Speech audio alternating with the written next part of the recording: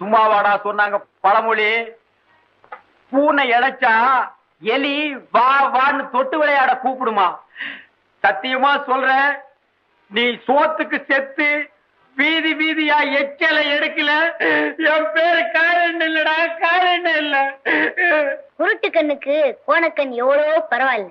அடிங்கோப்பா ஆழ்வார் புடிங்க, அம்மா புடிங்க, ஐயா புடிங்க, விடாதீங்க, அம்மா தண்ணி குடிக்கிறம்மா, விடாதீங்க. போறா போய் மடமடன்னு வேலையை பாரு. நான் டீ குடிக்கணும். டீ இங்க டீ. என் நேரம்டா இது. இந்த மகராசனா போய் குடி. ஏன்டா நிக்கிற 15 வயசு தான் டீ.